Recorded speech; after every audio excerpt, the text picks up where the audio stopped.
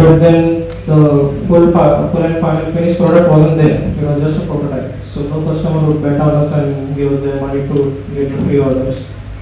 So then we went the crowdfunding way. I hope everyone knows here the concept of crowdfunding, Kickstarter and all. Yes or no? Yes. Yeah. So basically, you advertise on the crowd, put out your crowdfunding project on the platform. You tell people that this is our product, this will be manufactured and launched in the next 6 months, but we need a specific amount of money and pre-orders to launch it. So that's what we did. Now again, being from India, there are much good crowdfunding platforms. Kickstarter doesn't support India, Indiegogo doesn't support Indian bank accounts, and others don't have a sizable audience for our niche. But then we figured out something, we connected our friend's account on the Indiegogo platform. We launched the crowdfunding campaign on Indiegogo. So this was our crowdfunding page. And we had a 45 days limit to get at least 300 orders for the product. And then if we could achieve that, we would get that money, we could take it and manufacture it, and like in 3 or 6 months, we should be able to deliver it to the customers. So in the course of this crowdfunding campaign, I promoted it everywhere, social media, communities, cold emails to people who I thought would like it, and basically that's how we did. We raised around like 40% of our goal, and in the course of promoting it, I came in contact to FOSS United. They had a grants program, and since I was qualified for it, they gave us a grant, and that's how we survived basically.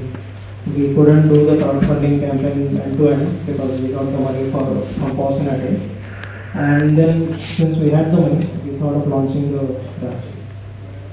So again, manufacturing, you have to take lots of things in mind. You have to design for manufacturing. Prototype designs, you can cut corners and you can use some custom components. You have to also take into account the supply chain, and especially during COVID, the microchips and GPUs were in low supply. The costs shoot up, so we had a very tough time with that. We had to find suppliers who were willing to take our small batch orders. This again wasn't possible in India, so we had to move it to China. And e-beaver displays patent is owned by only one company in the world, and they have the monopoly. So that is based out of China. It's called an E corporation. So again, we have to move everything to China, and that's how we started to manufacture our first batch. So these are a couple of points which you have to keep in mind.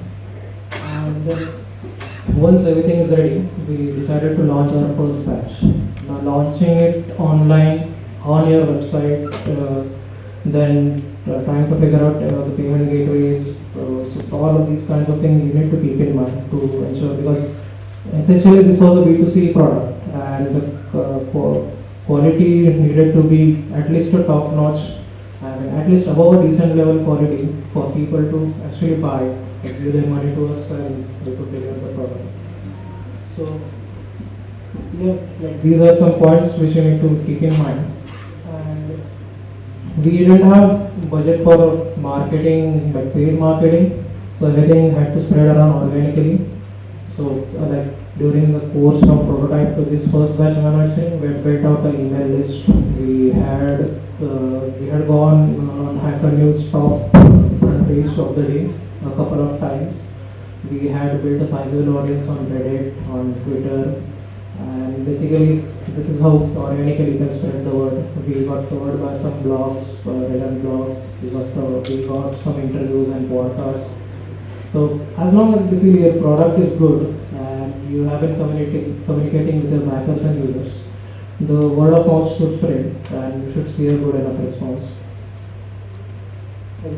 So whenever you start a project, you think that the path is complicated, and maybe this is something like what you have in mind. Essentially, it's this way. You have on every stage you have to try a couple of paths, and you hit a lot of dead ends, but eventually you'll find some way, and that is how you go forward. So this is a nice illustration to convey that point.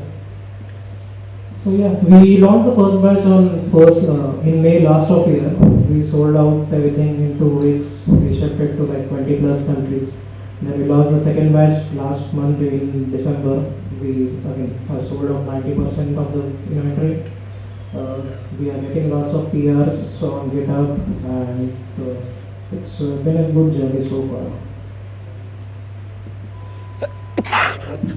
If you're trying to launch your own product or launch your own company, this is something which I came across, and it's a good advice by Tony Fadell, one of the creators of iPod. He says that businesses are formed in 3 generations. First, you find a good product on generation 1. It's not remotely profitable, but people want it. There's a demand for it. Now, in the next iteration, you see how you can make the product and sell it profitably. And in the next generation after that, you need to see what kind of products you can sustain your business with. So always keep this in mind. If none of these criteria are being fulfilled, you might have a good product, but then you cannot pursue it sustainably.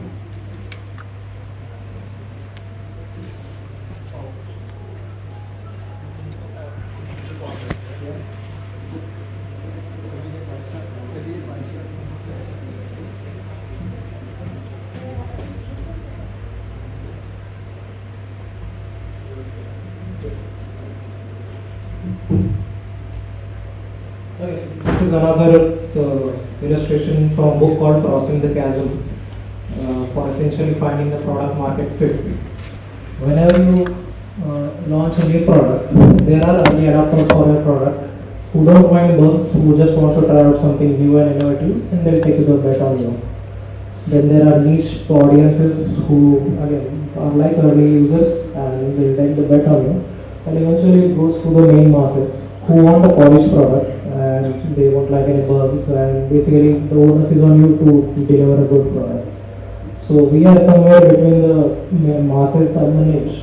Right now it's quite small. We have small community, but they are enthusiastic, they are passionate. People keep on solving bugs on their own on our GitHub issues. So it's good so far. And this is how we also gauge your audience. See if your product is really working. See if you are getting bugs, because that means people are using your product.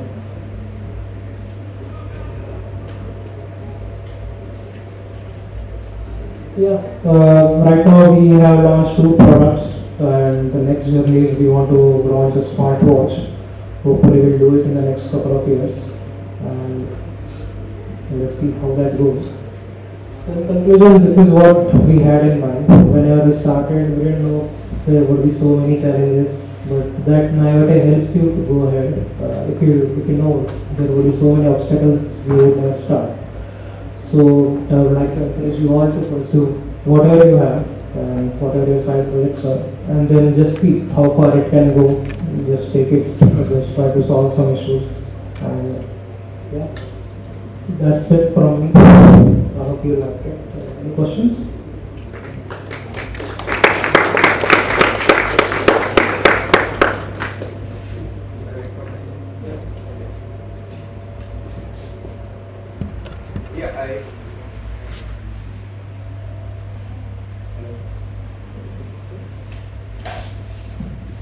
Yeah, I can just go ahead. Hello? Yeah, I think it's good now. Yeah. Had a couple of questions.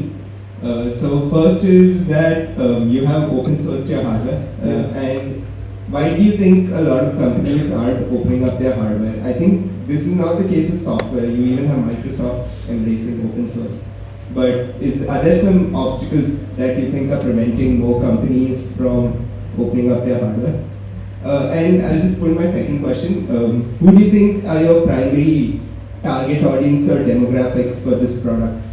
Yeah, for the first question, there are obviously no obstacles. It's there, they have a bill of materials and everything which they can open source. Again, it's the same like software, right? They want to protect their IP, they are scared of anyone copying their products, and once you are big enough, corporate culture takes over and these kinds of ideas are not encouraged much. You have open source products like Pine, there's modular.laptop.modular, and there's a good crowdfunding platform called Crowd Supplier. that is essentially built for open source projects. So you can check it out. But yeah, I haven't seen much from big hardware companies until now who have open sourced their hardwares. About your second question, most of our target audience is engineers like us, electronics enthusiasts, hobbies who like e-paper display, are proficient in Arduino, or and would just like to hack around and are open source enthusiasts. So I have seen like people who are very much who are proficient in Arduino, who solve issues of other people on our GitHub.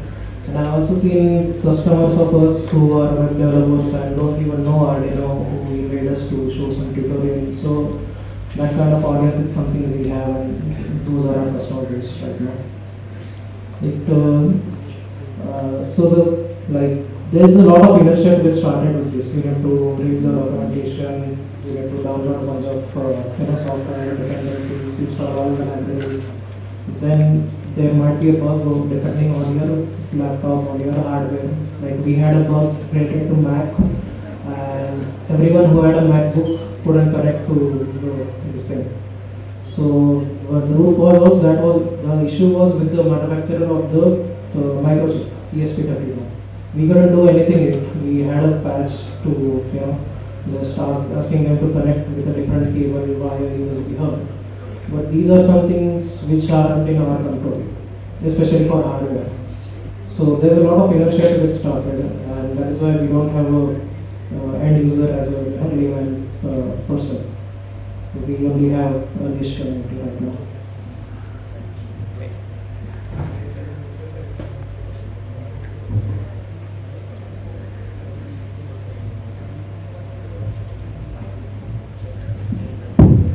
So I'm a Kindle user. So what marketplaces of ebooks have you reached out, and what are their responses? That is the first question. And second question is how do you look at scalability of e-ink displays? Like they can replace conventional ads in a lot of metro stations and advertising bus stops. Thank you. Yeah. So for your first question, we are targeting ebook markets at all because you already have Kindle for that. And this board, the screen is 4.2 inches in size, so it's not feasible to read on that. The need was if you wanted to show, let's say, because our users are using it for home assistant intelligence, so they have home IoT systems set up all over their home, and they need to show everything in one place as a dashboard. So this thing, our board works for it because again it's simple display and it's open source, so they can build on top of it. Then there's calendar display, there's notifications, there's all kinds of stuff, art display. So to answer your first question, we are targeting the ebook section at all. This is everything else apart from the ebook.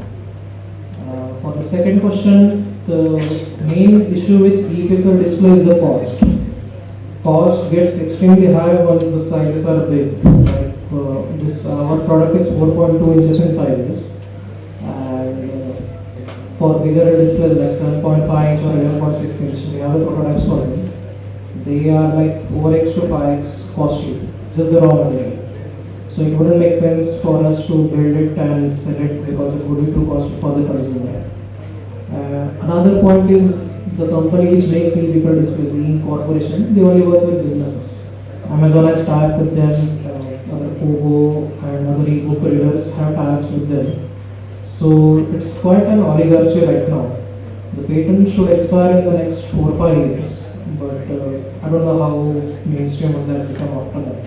There's certainly a need for e-paper displays, but right now it's not picked up yet.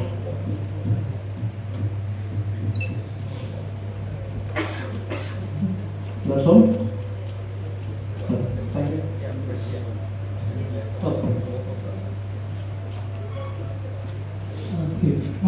What's the programming interface for this? Like do you provide an SDK or is Yeah, we have. I'm not sure. How do you come up with like good semantics for whatever programming interface you develop? Sorry, could you repeat the question? Like how do you come up with good building blocks for the programming interface that you have developed? Like, what was that process like? Okay. So there's something called Arduino IDE, and the Arduino is a huge company which makes development boards like this.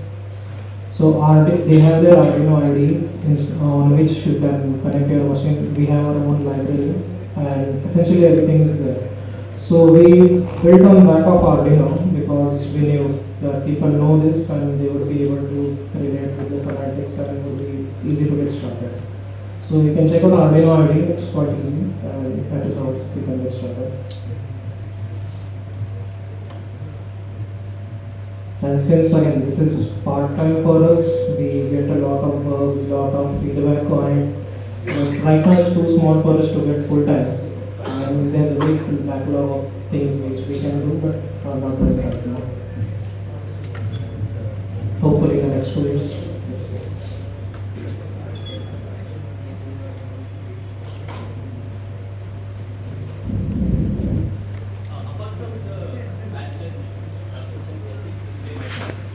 Any other benefits of using display instead of an LCD display? You want benefits over LCD? Yes. Yeah, so the high battery life, the high contrast, no glare. People term it under calm technology, something which whispers to you, not speaks to you. So people are fed up of something which interferes in your day-to-day life. These LCD displays, they have a high glare. So again, we have a very niche market. People who like e-paper displays only take it. But these are some of the benefits of it.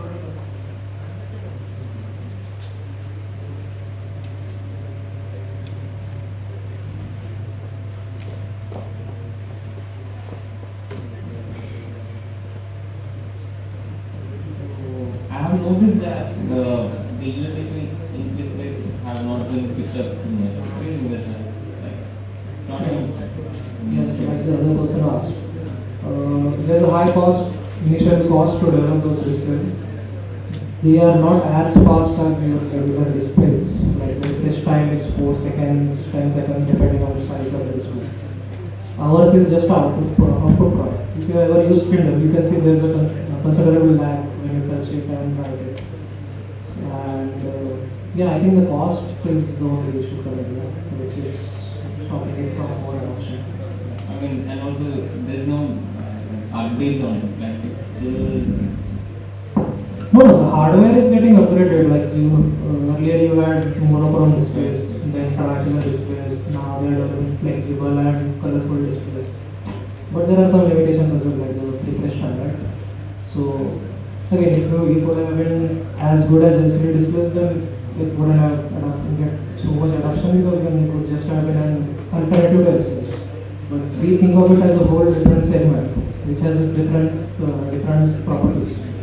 And that's how we navigate through it. So would you say it would get more adoption the regular days? Yeah, hopefully. If you ever go to Chroma, you can see the price tags are not ESL, those are e-paper shelf labels. So rather than having a paper put inside and just update, changing papers every day for the prices, these ESLs are getting more popular, which have a centralized hub and you can change the price from your machine network. So that is a B2B application which is quite famous. In the US it's ubiquitous, it's used everywhere. In India it's not getting popular. You can see it in Chroma prominently and you can see it in other malls as well. So yeah, it is getting popular, but it will take some time. And it also has its limitations, right? As I said, and if it doesn't have a backlight, you cannot see in the dark.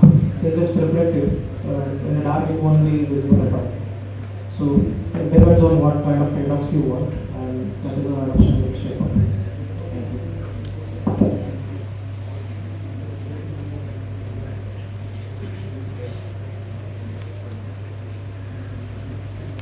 Thank you.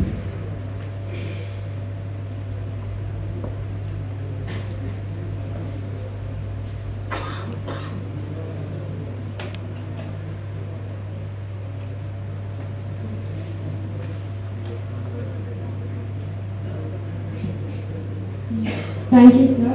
And I now invite Rajagopal sir to extend the momentum to Mr. Prasad Khake.